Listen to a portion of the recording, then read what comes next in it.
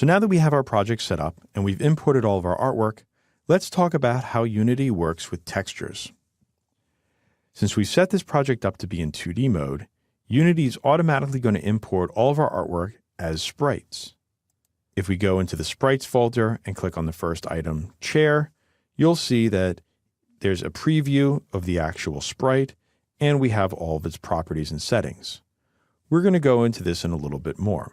One way to think of a sprite is just an individual image that'll be displayed on the screen.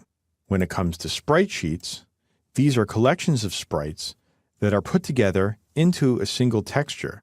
This is a good way to save memory, and also it allows us to organize sprites together in a way that'll later let us cut them up into individual artwork assets. And then finally, we have textures. In it, we have artwork that's automatically been converted to sprites. Now later on, we're going to convert these into textures so that we can use them to repeat on surfaces such as the floor and the background wall texture so that we can show the same image on a very large scale without having to stretch it or distort it. Now, to get started, let's go into our sprite sheets and talk about how to cut these guys up. First, we're going to want to select both of these sprite sheets so that we can edit them at the same time. And let's close this preview window so we have more room in the inspector to see. As I had mentioned, our texture type is automatically going to be set to sprite, and these will be used for anything in 2D and also the new UI components. If you look at the dropdown, you'll see all the different texture types that exist inside of Unity.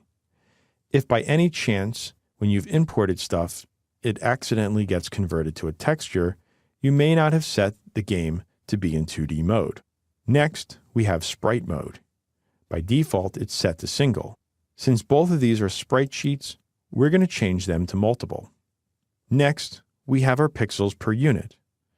The way that this works is that Unity is comprised of units. This box right here on the grid represents 1 unit inside of Unity. Now, we want to make things a little bit easier for ourselves, so what we're going to do is we're going to convert all of our artwork to be 1-for-1 ratio to Unity units. So that means that each one of these units is going to be a pixel in our game. If we zoom out, you'll see that we still get even larger areas, so it's not going to look too big. By converting everything to a smaller scale of pixels to units inside of Unity, it'll be a lot easier when we go to move things around or deal with physics when it comes to these smaller sprites. Next, we want to change the filter mode to point. This will make sure that the pixel art looks crisp. And finally, the format, we're going to change this to true color. When we're done, we'll hit apply, and all these changes will be updated to both of our sprite sheets. Let's select the person sprite sheet and go into the sprite editor. This is enabled once you have this sprite mode set to multiple. From here, we'll be able to cut up the sprite sheet into individual sprites. Let's click on Slice and change this to Grid. Starting in Unity 4.6, and of course now in Unity 5, we now have some new options. To get started, let's set up the base size for each of our sprites, which is going to be 34 by 34. Next, we're going to want to define an offset of 2 pixels for the X and Y and a padding of 2 pixels as well. And now we'll hit Slice. Once you're done slicing something, make sure you hit Apply, and let's zoom in. Now you'll see there's a gap between each of these sprites. It's important to have this gap because sometimes when you're dealing with textures in a 3D environment, such as Unity itself, you might get bleed, where the top part of the pixels from another sprite bleed in and you get white lines showing up on the edges or the sides of the sprite. With this gap, if you do get bleed, it'll simply sample from the transparent area and you won't see that. Now that these sprites are done, if we unfold this, you'll see that we have sprites for each one of the graphics inside of our sprite sheet. Let's do the same thing for our zombies. Here we'll go into the sprite editor. We'll go back to Slice, and our values are already going to be saved.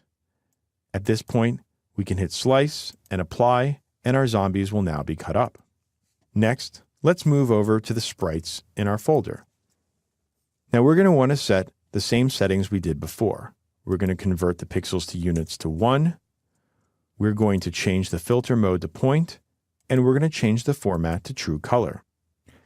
Now we can hit apply, and all of these will be ready for when we want to use them inside of the game. We're going to leave textures alone for now. So at this point, we've learned how to clean up the artwork that we'll use in our game.